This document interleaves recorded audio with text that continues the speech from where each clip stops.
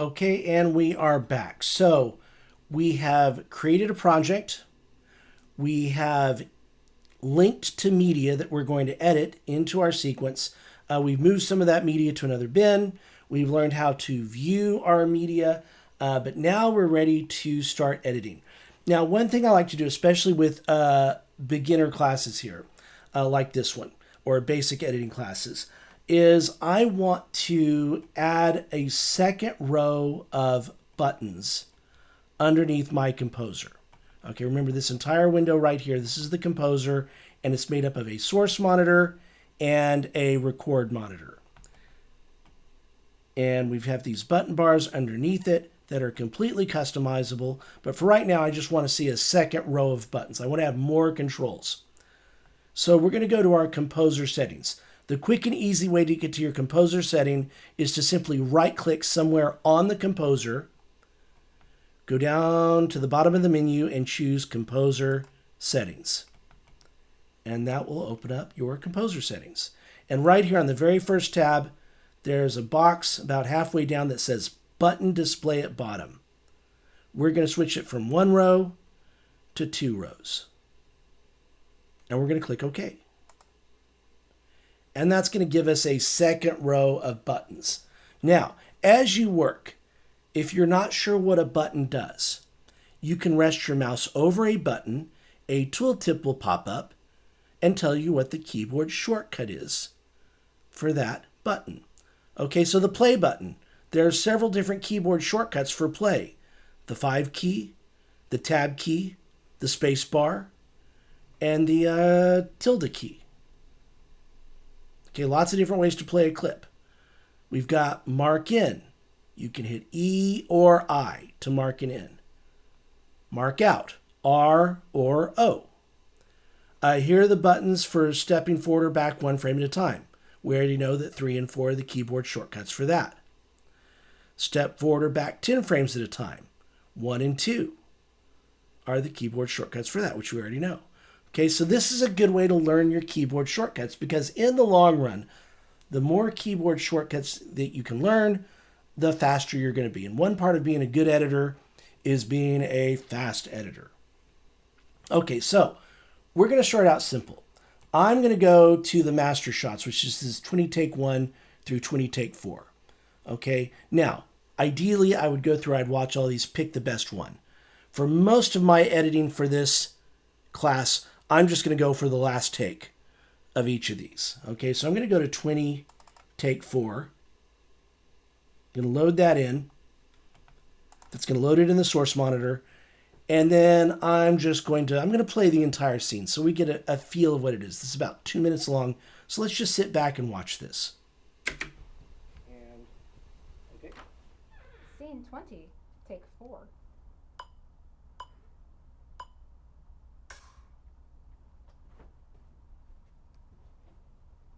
Veronica, let me know when you're ready. Set. Okay, and action. Lunchtime. Just a minute. No, now. Okay. What is this? Green tea. But I wanted a Coke. Soda's bad for you. Plus, you've been looking a little puffy lately. This is better for you. Trust me. Where's Hal? He's out with John and Vincent. Why do you let him do that to you? What? Dump all the work on you? He doesn't. He's never here. He's here at night. Really? Yes, it's true. He finishes the work from the day before and sets me up for projects for the next day. Sometimes I think he just leaves because the sun is coming up. You're such an apologist for him. He's taking advantage of you. He isn't. He isn't. You know what I say? What? I say you open your own business. You're too good to be working for someone who slacks off and leaves you to do all the work. Like I said, we split all the work equally, really. Sure. Look, if Hal could work for 24 hours a day, I bet he would. He would stay here day and night. Oh, yes. He's such a saint. You know, I bet he never even leaves. He probably crawls under the desk and sleeps whenever he gets tired. No, that's weird, and your mind's not working right. Or maybe it works too well. What is this? A veggie burger.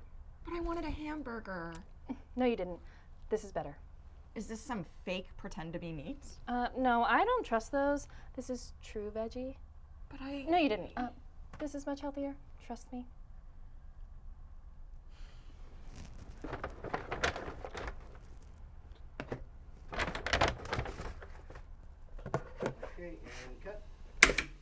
Okay, so that's our scene. That's what we're going to be working with. Now, let's talk about the source monitor. This green bar, excuse me, this green bar underneath the source monitor is called the position bar. And then we've got this little green line in here, which is the playhead, officially called the position indicator, but most people call it the playhead. We can grab the playhead and we can drag it through the position bar to scrub through the clip. We can also just click anywhere in the position bar and our playhead will jump to wherever we click. Now you'll notice that as we drag this through, we do not hear the audio.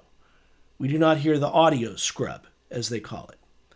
Well, in Avid, in order to turn audio scrubbing on and off, we actually have to map a button to our keyboard or to our button bars.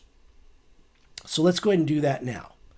To map buttons to your button bars, and by the way, we've got our button bars underneath our composer, but we also have a toolbar above our timeline, and we also have a few buttons down here at the bottom of the timeline that can also be remapped. We do this with a tool called the command palette, which we find under the Tools menu. So I'm going to go to Tools, Command Palette. That's going to open up this window right here. And there are different modes for the command palette. There's button-to-button reassignment, which is what we're doing. We also have active palette, which means you can use the buttons directly from this window. Or we also have menu-to-button reassignment that allows you to map menu items to buttons. Okay, once again, we're going to keep it simple. We're just going to map one button up here to the toolbar above our timeline. You'll notice that there are a couple of empty spaces here. And there's a lot of empty space over here. I can add buttons across all of that. I can also replace any of the existing buttons. Okay, but right here, this very first empty space, I'm going to put a button there. So at the top of the command palette, there are different categories of buttons. We're going to go to the play category. Then over here, all the way to the right, fifth column, fifth button down, toggle digital audio scrub. Looks like a little speaker. We're just going to grab that. We're going to drag it, and we're going to drop it on that little empty space in the toolbar above the timeline. And then we're going to close the command palette by clicking the red X in the upper left corner. Okay, so I've mapped a button there. Okay, so notice if I drag my playhead through the clip, I don't hear the audio scrub. But if I turn that button on, the one that I just added, it's going to highlight blue.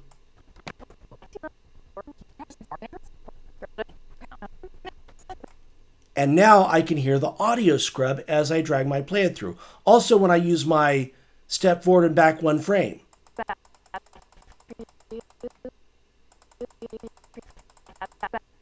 We can hear the audio when we do that as well. By the way, when you have a clip loaded in the source monitor, you can also use your left and right arrows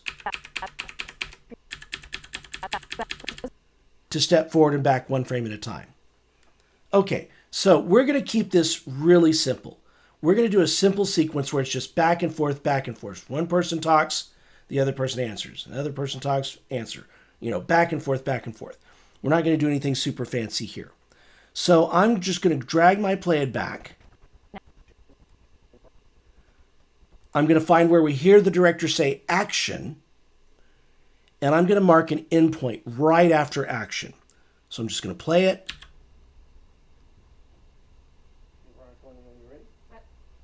Okay, and action.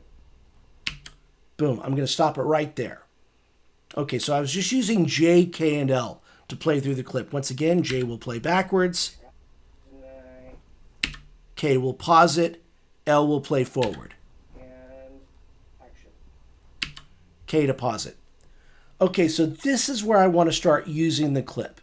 I want to start using the clip right here where my playhead is. So I'm going to mark an endpoint.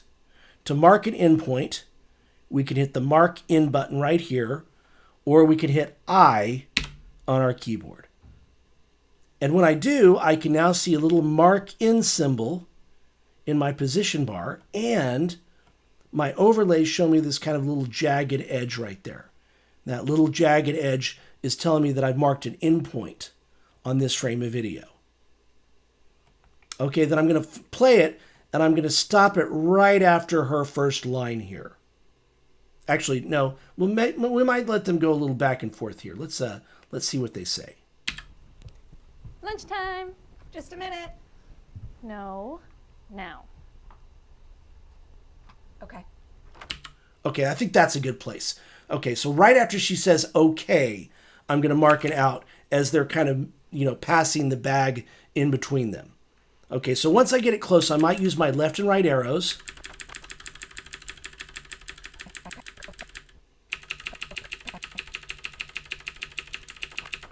To go backwards and forwards, and maybe right as she's got her hand on that bag. This is where we want to stop using this clip. So we're going to mark an out point. We're going to hit the Mark Out button right here, or O on our keyboard. And now I can see a mark out right there, and I've got this little jagged edge over here on the right side of my source monitor to let me know that I marked an out point on that frame of video. Now, I want to preview the area that I marked. I want to play from in to out. So this is why we added a second row of buttons to our composer. Underneath the play button is a play in to out button. The number 6 across the top of your keyboard is the keyboard shortcut to play from in to out. Lunchtime. Just a minute. No, now. Okay. Okay, so I've marked the clip. I'm ready to do my first edit. Now look right here in the middle of the timeline. It says drag clips here to start editing.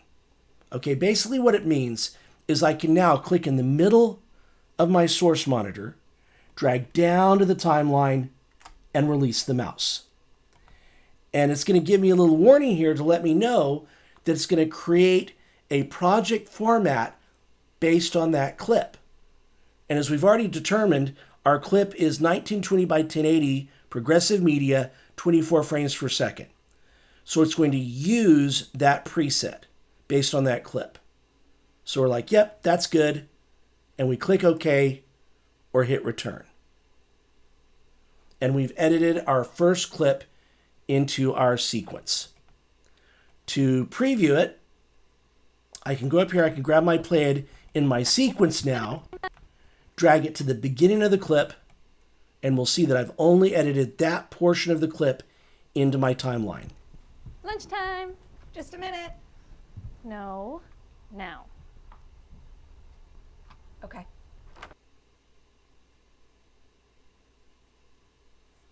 Okay, so couple of things here. If I look down at my timeline has one video track and two audio tracks. Okay, so here's the video track, here are the audio tracks. Over here, I have what are called track selectors. I have green track selectors on the left, blue track selectors on the right. The green track selectors represent my source clip. My source clip has one video track and two audio tracks. The blue track selectors represent my sequence, or what I'm viewing in my record monitor. So my sequence has one video track and two audio tracks plus a time code track. So we'll get deeper into this as we go along. Okay, but just know that the green track selectors represent my source, blue track selectors represent my record. Now you may have noticed that as I move my mouse over my tracks in the timeline, it turns into these different colored arrows. These are called segment modes.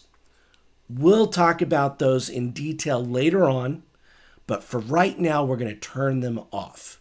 We're going to turn them off, and we can turn them off up here in the upper left corner of the timeline. We have a couple tools called Smart Tools. Okay, so the Smart Tools are split up into segment modes and trim types. And you'll notice right now that they're both highlighted. I'm going to turn those off.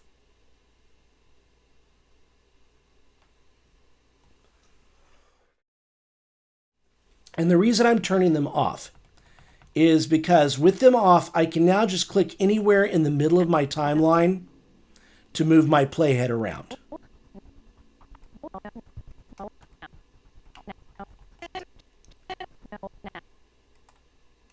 Okay, and that's going to make it a little easier for me, at least for right now, to navigate the timeline, especially if we do not understand how these tools work.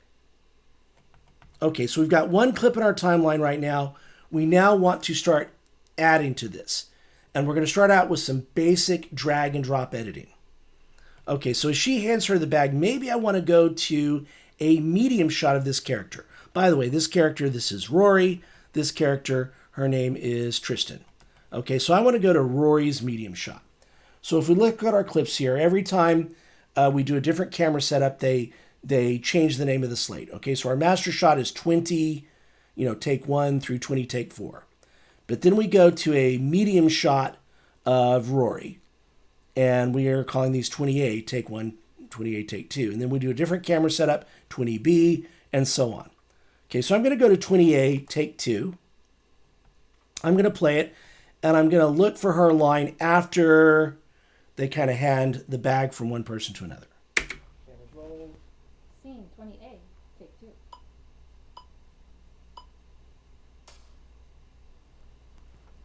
Okay, go and action. Lunch break. Just a minute. No, now. Okay. What is this? Okay, so her hand is a little high in that one, and it doesn't quite match the previous clip. Now, I don't know that the audience would notice, but I'm noticing. But let's go and take a look at take 1. I have the feeling we're going to have the same issue here, but let's watch both of them. I'm just going to grab my plate. I'm going to drag it over to where we at least get, past that slate. And action. Lunch break. Just a minute. No, now. Okay. Okay, so that's a little weird because her hand is going to be high up in the first in this shot here if we grab our playhead, and it's going to be kind of up here. Now, that's a continuity issue. Is the audience going to notice that? They might. But we'll use it for now. We'll use it for now. We'll fix it. We'll fix it later. Okay, so I'm just going to hit I to mark it in. What is this? And right after a line, what is this? I'm going to mark an out. Once again, when I get it close, I might use my left and right arrows to kind of move my playhead forward early or later, because if I'm too far back, she's still saying this, and we might kind of cut that off. If we go too far forward, Tristan starts to answer. Okay, so I'm just using my left and right arrows to precisely put my playhead where I want it, and then I'm going to hit O to mark it out. And then I'm going to hit play into out just to kind of preview what I've marked. What is this? And I want to edit this at the end of my timeline. Okay, so we're going to start with some drag and drop editing. Here's how we do this. I'm just going to click in the middle of my source monitor, drag down to the timeline. I get a little kind of ghost clip there. And what we want to do is we want to make sure this snaps all the way to the end of the sequence. So I'm going to drag it to the end of the sequence, and when I get it close, I hold down the Command key. And the Command key will make it snap to the end of the sequence, and then I release the mouse. And I've edited that clip into the timeline. I'm going to grab my playhead to drag it to the beginning of my sequence. I'm going to play it. Lunchtime. Just a minute. No, now. Okay. What is this? Okay, as I said, the continuity's off. Don't know that the audience would notice, but I might go back later, try to fix that somehow. But for right now, that's going to work. Okay, so once again, we're going to go back and forth. We're going to do a couple of these drag and drop edits, and then we'll talk about using the insert and overwrite functions. But right now, we're just going to put one clip right after another. So now we want to go to Tristan's medium shot. Now, here are her medium shots here, 20C. We've got a 20C take 1, 20C take 2, but those thumbnails aren't very good here. So I'm just going to select both of them in the bin. To do that, I can click on one, shift click on the other so they're both selected, and then I'm going to tap on the 2 key just to get her in position there, just so I've got a better thumbnail for that. And once again, I'm going to start with the second take, 20C take 2. I'm going to scrub forward, and I'm going to find her response to what's this. Lunch break. Just a minute. No. Now. Okay. What is this? Green tea. But I wanted a... Okay, green tea. That's what we're going to mark here. Now, we're going to mark this a little differently than before. Okay, I'm going to actually view this clip in the timeline. Okay, that's one of the kind of big differences between Avid and the other programs, is that the timeline can be used for viewing our edited sequence, but it can also be used for viewing our source clip. To do that, down at the bottom of the timeline, there's a button that when you rest your mouse over it, says Toggle Source Record in Timeline. And when I click it, it's now going to show me my source clip. If we look over here on the left side of the timeline, the track selectors have now switched. The blue track selectors are on the left, which represent what's in the record monitor, and the green track selectors are now on the right, and they represent what's in the source monitor. Okay, so record monitor, blue track selectors, source monitor, green track selectors. Okay, now, the other thing that's going to make it easier to mark this clip based on the dialogue is if we can see what's called the audio waveform in the clips in the timeline. It's a visual representation of your audio signal. To turn on your audio waveform in the timeline, we're going to go down to the fast menu in the bottom left corner of the timeline. Okay, so once again, upper right corner of our bins, we have a fast menu for bin options. Bottom left corner of the timeline, we have a fast menu for some timeline options. So we click on that. Lots of different options here, but we're going to go up to audio data and we're going to choose waveform. Audio data, waveform. And that's going to show us an audio waveform on our clip in the timeline. Okay, now I'd like to make these tracks a little taller.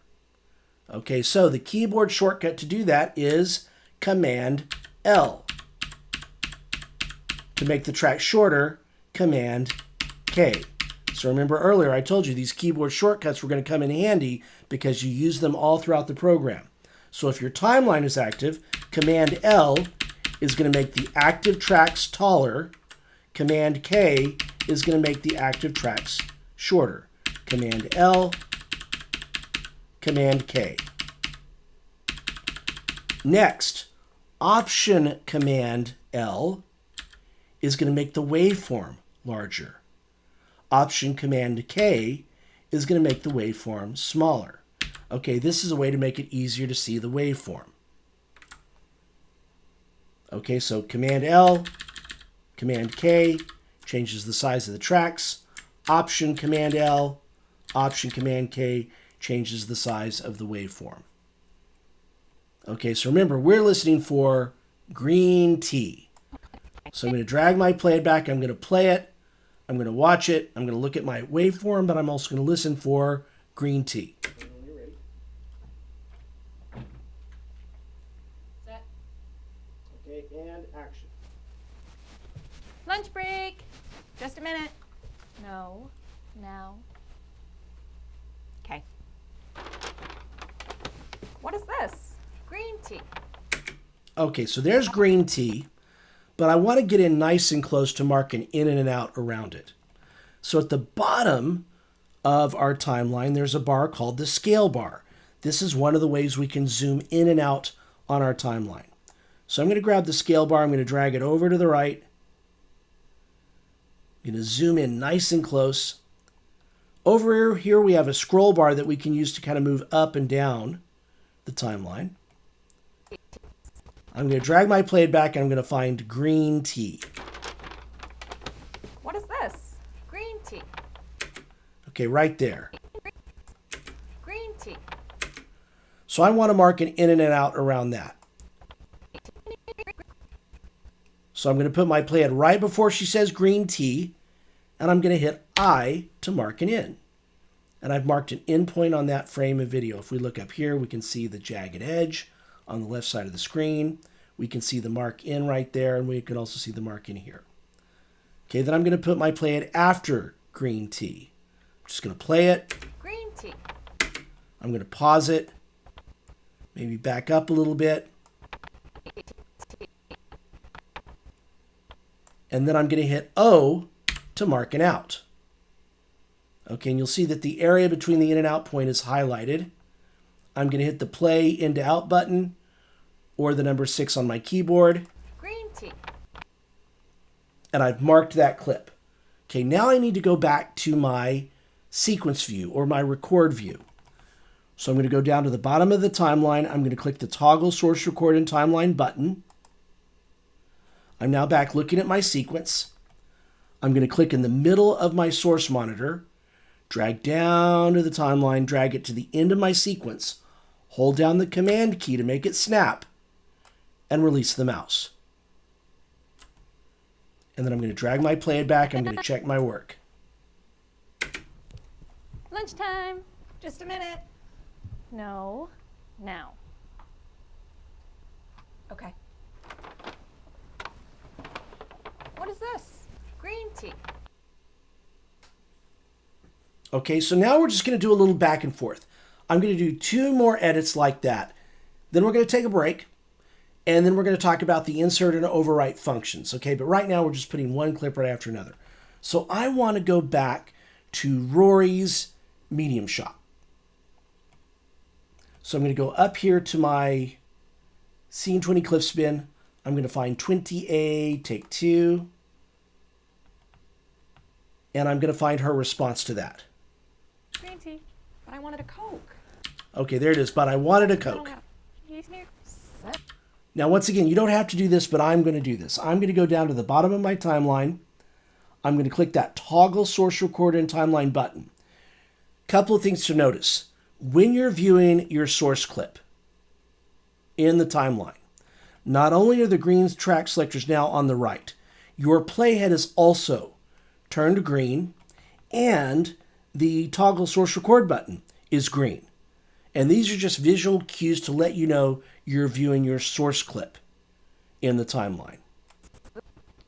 Okay, so I want to mark her line where she says, but I wanted a Coke. What is this? Green tea. But I wanted a Coke. So once again, I'm going to grab the scale bar. I'm going to zoom in. Find her line right here. But I wanted a Coke. Put my playhead before the line, I to mark an in. But I wanted a Coke. Put my playhead after the line, O to mark an out. If I want to preview that, I can hit play into out. But I wanted a Coke. I'm going to go back to the bottom of my timeline, click the toggle source record and timeline button, click in the middle of my source monitor, drag to the end of my timeline, hold down the command key, release the mouse. And I've edited that clip at the end of my sequence. I'm going to drag my play back and play it. Lunchtime. Just a minute. No, now. Okay. What is this? Green tea. But I wanted a Coke. Okay, now, for the next edit, instead of switching to source view in the timeline, I'm just going to do everything up here in the source monitor. I'm going to go back to Tristan's angle. You'll notice that the in and out points from the previous edit are still here. That's okay. As soon as I mark new in and out points, those are going to go away. Okay, so I'm just going to play it. I'm going to find her next line. But I wanted a Coke. Soda's bad for you. Plus, you've been looking a little puffy lately. So this is better for you. Trust me. Where's Hal? Okay, I feel like she flubbed that line a little bit. So I'm going to go to 20C, take 1. And I'm going to find that same line here, see if she does a little bit better job. Okay. What is this? Green tea. But I wanted a Coke. Soda's bad for you. Plus, you've been looking a little puffy lately. This is better for you. Trust me. Okay, that's better. So I'm going to hit K to pause it, J to go backwards.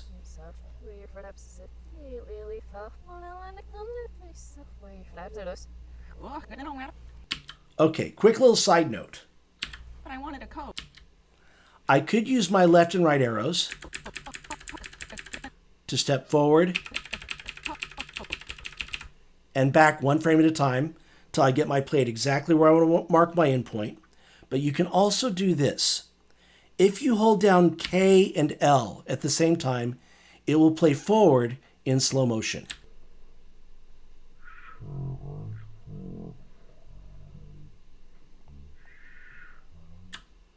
If you hold down K and J at the same time, it will play backwards in slow motion.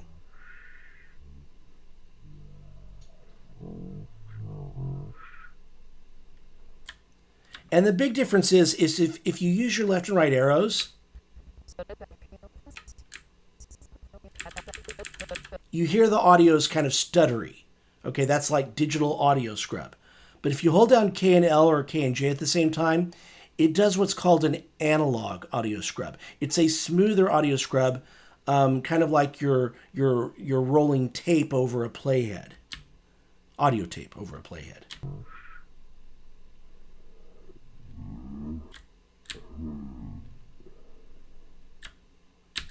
Okay, so once I get it close, I'm going to hit I to mark it in, L to play forward. Soda's bad for you. Plus, you've been looking a little puffy lately.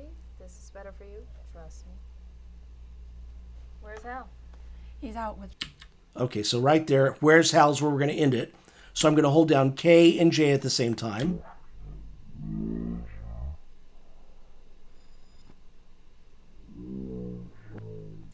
And then K and L at the same time.